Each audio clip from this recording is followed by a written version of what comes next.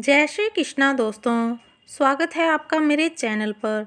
आज मैं आपको माघ मास की सूर्य सप्तमी की कहानी सुनाऊंगी। इसे माघ के महीने की शुक्ल पक्ष की सप्तमी को सुना जाता है। लेकिन वीडियो शुरू करने से पहले अगर आपने अभी तक मेरे चैनल को सब्सक्राइब नहीं किया है तो कर दें और पास में लगे बेल आइकन को भी दबा दें ताकि मेरे आने वाली सभी वीडियोस की नोटिफिकेशन आपको मिल जाए। तो चलिए शुरू करते हैं सूर्य सप्तमी की कहानी। हर साल माघ महीने के शुक्ल पक्ष की सप्तमी को अचला सप्तमी का पर्व मनाया जाता है। इसे सूर्य सप्तमी, रथ आरोग्य सप्तमी, सूर्य रथ सप्तमी, पुत्र सप्तमी आदि नामों से भी जाना जाता है। यह सप्तमी अगर रविवार को पड़ती है तो इसे भानु सप्तमी भी कहा जाता है। भगवान सूर्य ने इसी दिन सारे जगत को अपने प्रकाश से आलोकित किया था, इसलिए इस सप्तमी को सूर्य जयंती के रूप में भी मनाया जाता है। सूर्य सप्तमी की महिमा। वैसे तो माघ का पूरा महीना ही पुण्य मास के नाम से जाना जाता है। इस महीने में शुक्ल पक्ष की अमावस्या, पूर्णिमा और सप्तमी तिथि का बहुत महत्व है। इस सप्तमी को साल भर की सप्तमी में सर्वश्रेष्ठ माना गया है। इसे करने से सौभाग्य प्राप्त होता है। माघ शुक्ल सप्तमी को सुबह नियम के साथ स्नान करने से मनवांछित फल मिलता है। इस तिथि को पूर्व दिशा की ओर मुंह करके सूर्य उदय की लालिमा के वक्त ही स्नान कर लेना चाहिए। माघ शुक्ल सप्तमी में अगर प्रयाग में संगम में स्नान किया जाए तो विशेष लाभ मिलता है। इस मौके पर स्नान और अर्घ दान करने से आयु, आरोग्य व संपत्ति की प्राप्ति होती है। माघ सूर्य सप्तमी से जुड़ी कथा इस प्रकार है। कथा के अनुसार एक वेश्या ने अपनी जिंदगी में कभी कोई दान पुण्य नहीं किया था। उसे जब अपने अंतिम क्षणों का ध्यान आया तो वह विशिष्ट मुनि के पास गई। मुनि से अपनी मुक्ति का उपाय पूछा तो उन्होंने बताया कि माघ मास की सप्तमी अचला सप्तमी है। इस दिन सूर्य का ध्यान करके स्नान करने से और सूर्य को दीपदान करने से पुण्य प्राप्त होता है। वेश्या ने मुनि के बताए अनुसार माघ सप्तमी का व्रत किया, जिससे उसे मृत्यु लोक से जाने के बाद इंद्र की अप्सराओं में शामिल होने का गौरव मिला।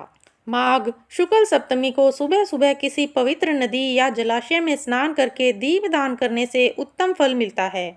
सूर्य भगवान की पूजा करके एक ही वक्त मीठा भोजन या फलाहार करें। इस दिन भोजन में नमक का त्याग करें, इससे सूर्य भगवान प्रसन्न होते हैं। सूर्य सप्तमी के बारे में एक और कथा भी प्रचलित है जो इस प्रकार है। भविष्य पुराण में सूर्य सप्तमी के संदर्भ में एक कथा आई है। इस कथा के अनुसार श्री कृष्ण के पुत्र शांब को अपने शारीरिक बल पर बहुत अधिक गुमान था। एक बार दुर्वासा ऋषि श्री कृष्ण से मिलने के लिए आए। वे अत्यधिक क्रोधी स्वभाव के थे।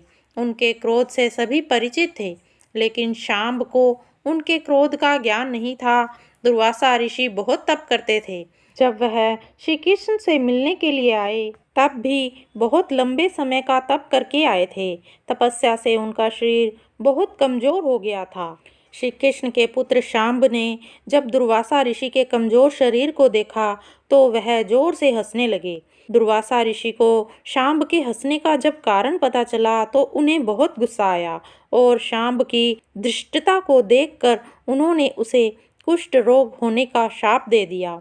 ऋषि के शाप देते ही शांब के शरीर पर तुरंत असर होना शुरू हो गया। डॉक्टरों ने शांब का हर तरह से इलाज किया, लेकिन इससे कुछ भी लाभ नहीं हुआ।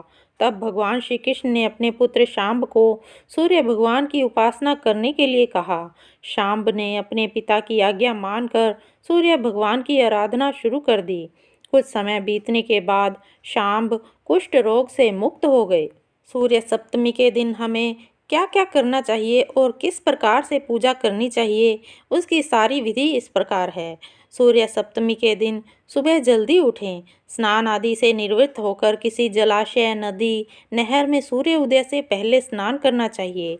मान्यता है कि सिर पर बदर वृक्ष और अरक पौधे की 7-7 पत्तियां रखकर स्नान करने से शुभ परिणाम मिलता है। स्नान के बाद उगते हुए सूर्य की आराधना करनी चाहिए। जलाशय, नदी या नहर के समीप खड़े होकर भगवान सूर्य को अर्घ देना चाहिए। इसके बाद शुद्ध घी से दीपक जलाना चाहिए। कपूर, धूप, लाल फूल आदि से भगवान सूर्य का पूजन करना चाहिए। उसके बाद दिन भर भगवान सूर्य का स्मरण करना चाहिए।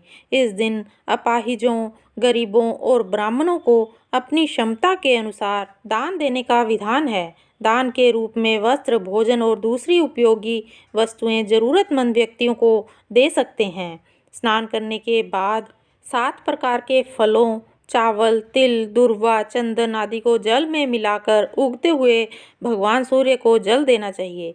सूर्य को भक्ति और विश्वास के साथ प्रणाम करना चाहिए। उसके पश्चात सूर्य मंत्र ओम सूर्याय नमः का जाप 108 बार करना चाहिए। तो दोस्तों, ये थी सूर्य सप्तमी की कहानी और पूजा विधान। आपको ये वीडियो कैसी लगी कमेंट करके अवश्य बताइएगा और कमेंट में जय सूर्य सप्तमी और जय श्री कृष्णा लिखना ना भूलिएगा। अगर आपको ये वीडियो अच्छी लगी तो इसे लाइक कीजिएगा, शेयर कीजिएगा और मेरे चैनल को सब्सक्राइब करना ना भूलिएगा और पास में लगे बेल आइकन को भी दबा दें ताकि मेरे आने वाली सभी वीडियोस की नोटिफिकेशन आपको मिल जाए। धन्यवाद दोस्तों, मिलते हैं अगली वीडियो में। जय श्री कृष्णा।